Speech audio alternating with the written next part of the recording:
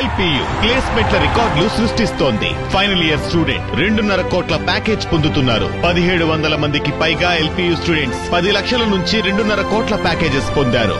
విద్యా విప్లవం ప్రారంభమైంది లవ్లీ ప్రొఫెషనల్ యూనివర్సిటీలో. ఉమ్మడి వరంగల్ జిల్లాలో పలు చోట్ల నిర్మించిన డబుల్ బెడ్రూమ్ ఇళ్లు శిథిలావస్థకు చేరుకున్నాయి. ఇప్పటికే లబ్ధిదారులు ఇళ్ల తాళాలు ఇవ్వాలి అని పలుమార్లు ఆందోళనకు దిగారు. ఇళ్ల నిర్మాణం పూర్తయి 3 ఏళ్లు గడుస్తున్నా తమకు ఇల్లు కేటాయించడం లేదు అని ఆగ్రహం వ్యక్తం చేస్తున్నారు. డబుల్ బెడ్రూమ్ ఇళ్ల లబ్ధిదారులకు కేటాయించకపోవడంతో అసాంఘిక కార్యక్రమాలకు అడ్డాలుగా మారుతున్నాయి.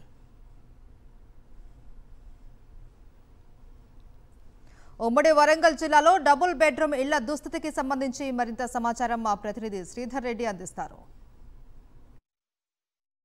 ఉమ్మడి వరంగల్ జిల్లా వ్యాప్తంగా గత ప్రభుత్వం నిర్మించిన డబుల్ బెడ్రూమ్ ఇల్లు పరిస్థితి మాత్రం చాలా దారుణంగా కనిపిస్తున్నది. హన్మకొండ నగరంలో చాలామంది గుడిసెవాసుల కోసం నిర్మించిన దాదాపు ఒక 600-700 డబుల్ బెడ్రూమ్స్ ఇవి నిర్మించి దాదాపు 2-3 ఏళ్ళు అవుతుంది. అయినప్పుడు కూడా లబ్ధిదారులకు ఇవ్వలేని పరిస్థితి కనిపిస్తున్నది. అనేక సార్లు ధర్నాలు చేసి నిరసన వ్యక్తం చేసినప్పుడు కూడా లబ్ధిదారుల ఎంపిక విషయంలో గత రాజకీయ నాయకులు చేసిన తప్పిదాలు చాలా స్పష్టంగా కనిపిస్తున్నాయి. ఇప్పటికి చూడొచ్చు మనం చాలా చోట్ల ఇవి ఒక ఇల్లీగల్ యాక్టివిటీస్కు నిలయంగా మారి దూపకుంట కానీ సిద్దిపేట కానీ అదేవిధంగా సిద్ధాపూర్ విషయంలో కానీ ఎక్కడ జరిగినా కూడా పూర్తిగా కూలిపోయిన పరిస్థితి కూడా కనిపిస్తున్నది. ఇప్పుడు వరంగల్లో మనం నగరంలో ఉన్న డబుల్ బెడ్రూమ్ చూస్తే ఇవి కూడా శిథిలావస్థకు చేరే పరిస్థితి కనిపిస్తున్నది. ఇప్పటికి కూడా ఎవరు కూడా నాయకులు గత ప్రభుత్వం అలాగే చేసింది, ఈ ప్రభుత్వంలో కూడా నాయకులు కూడా ఎవరు కూడా ముందుకొచ్చి లబ్ధిదారులకు చేసే పరిస్థితి మాత్రం కనిపించట్లేదు. ఎందుకంటే వాళ్ళు ఒకటే చెప్తున్నారు, గ్రూప్ రాజకీయాల వల్ల ఎవరైతే లబ్ధిదారుల విషయంలో కొంతమంది కార్యకర్తలు ఎవరైతే ఎమ్మెల్యే అనుచరులు ఉంటారో వాళ్ళతోటి ఎవరైతే లబ్ధిదారుల విషయంలో ఒక్కొక్క డబుల్ బెడ్రూమ్ 2-3కి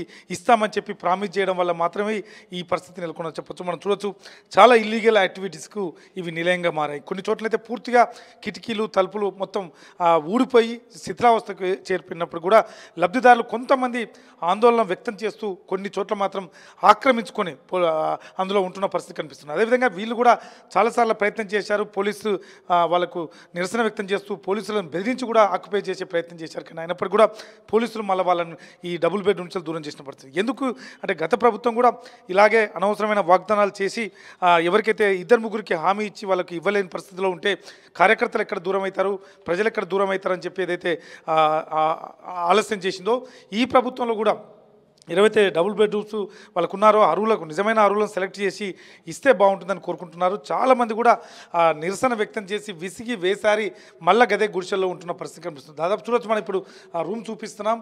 డబుల్ బెడ్రూమ్ అంటే చాలా వెస్టర్న్ బాత్రూమ్తో పాటు ఆ కిచెన్ అదేవిధంగా ఒక 2 బెడ్రూమ్స్ కూడా వచ్చే విధంగా నిర్మించారు. కానీ ఇది నిర్మాణమై దాదాపు 3 ఏళ్ళు పూర్తిగా అవుతుంది. నగరం నడి బొడ్లో ఉన్న ఇటువంటి పరిస్థితి కనిపిస్తుంది. మొత్తానికి దీని మీద అనేక సార్లు కూడా లబ్ధిదారులు నిరసన వ్యక్తం చేశారు.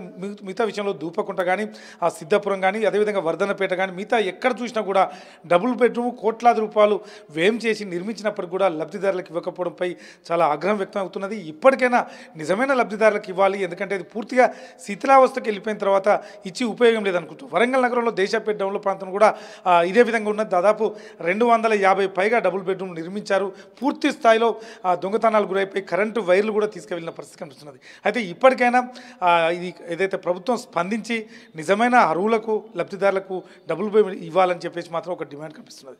వీడియో అమర్తో శ్రీధర్ రెడ్డి, సాక్షి న్యూస్, వరంగల్.